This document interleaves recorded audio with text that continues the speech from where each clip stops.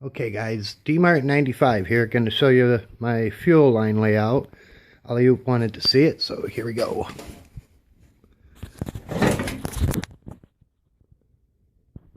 Alright. Trying to hold a flashlight up here too, so.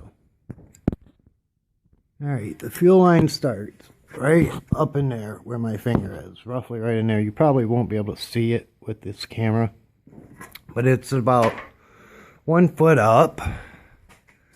Actually, before I try to look in there, I'm going to lower it down on the jack stand.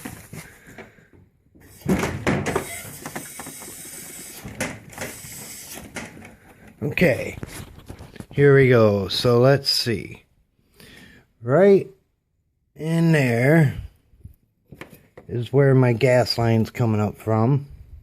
Comes up, up, up. There's my fuel filter. Right here. Follow it around. And now right here's my fuel pump. As you can see, it's above my carb.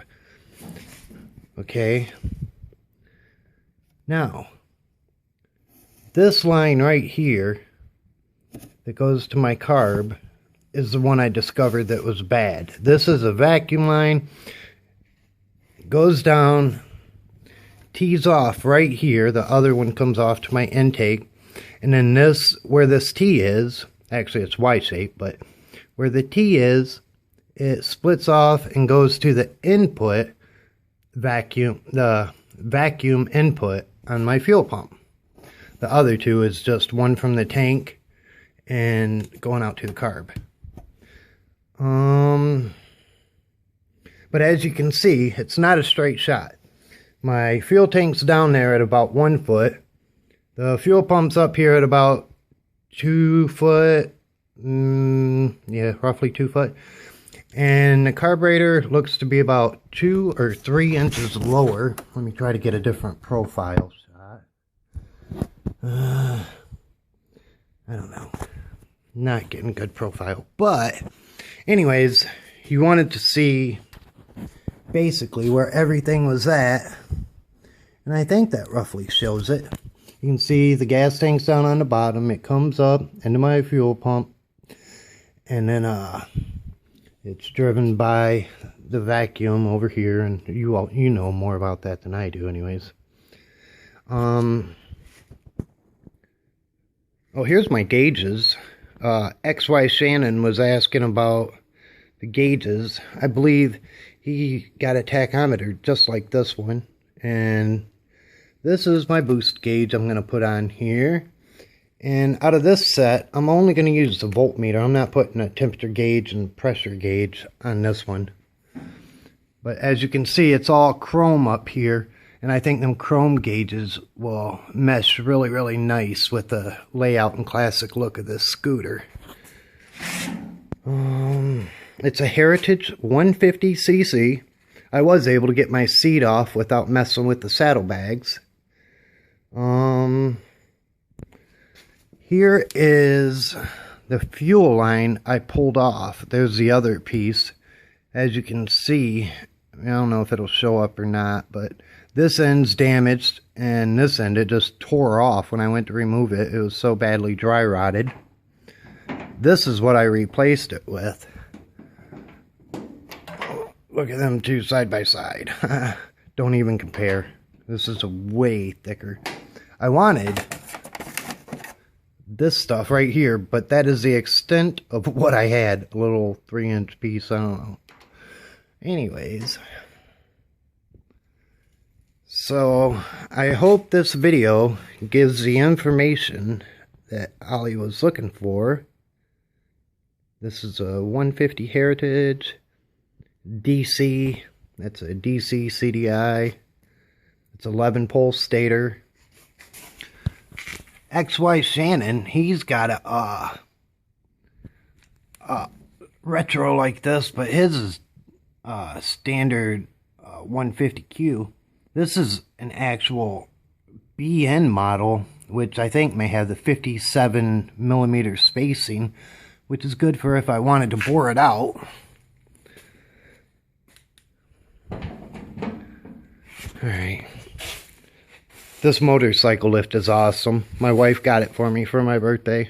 What a great wife, huh?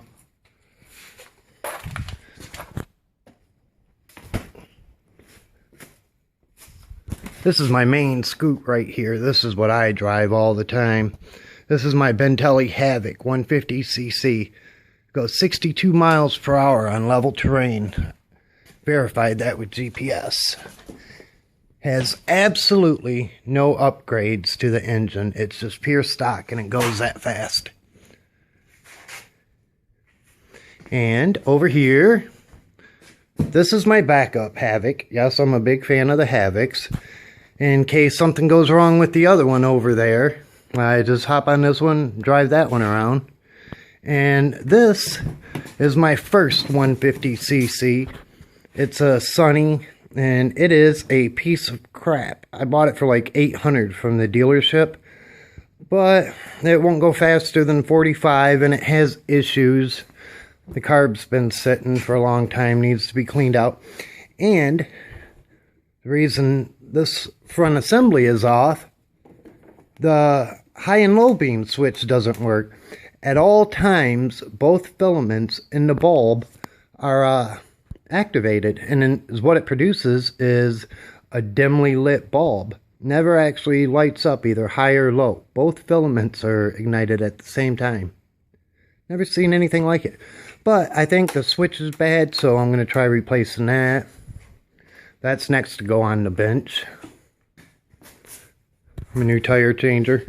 Got that for changing out scooter tires. These are my brand new Michelins I got. Can't wait to put them on there. Rated for 92 miles per hour. It's crazy, even though I'll never go nearly that fast. I shouldn't even be going 60 miles per hour on this thing. That's way too fast. Here's my little green handle grips. I love them things. The only mods I really have on this are things like this so far. My phone holder. I ordered a brand new digital thing for that, and I made pictures of my instrument cluster that I'm putting down here with all my other gauges. This thing's gonna... My wife joked and said it's gonna look like an airplane cockpit when I'm done. Very sweet. Okay, but anyways, I think that about covers it. Let's see. Is there anything... Oh yeah, there's one more thing. I don't know if I'm going to be able to show it on this video or not. This is my CDI right here, obviously, as you know. Well, this bolt right here is all the way tightened down. If you look on the CDI right here, there's a metal plate. I assume it's some kind of ground. Well, there's one down here too. However, that bolt, whoever put it in, cross-threaded it. I went to tighten it down, wouldn't go down. So I went to back it out. Stuck in there. So I'm going to have to forcibly remove it. And then, I don't know. Maybe just get a performance coil or something. I don't know. Get one of them good orange bandos. Or Hoka. Hoka bando, same thing maybe. I don't know. Anyways, but that's what I was meaning to ask. I got distracted talking about the coil. Is that supposed to be sunk all the way down for a grounding? I mean, obviously it's supposed to be mounted, but does that create an additional ground right there? Because it looks like it has the same metal plate that's over on this side. Let's see. Anything else? Any other things I can... Right over here is the fuel screw. That was the very first thing Ollie suggested, was trying to adjust that. That didn't help matters much. My carburetor, this line was ran through this little hole right here, but my new hose is way too fat, so I just zipped it over there with a bread tie. It's only a vacuum line. I don't think it'll hurt nothing being routed over that way. Let's see. Alright. Once again, there's my lines for my fuel pump. And... I don't know. Alright, I hope this video shows you what you needed, Ollie. All right. Talk to you later, guys.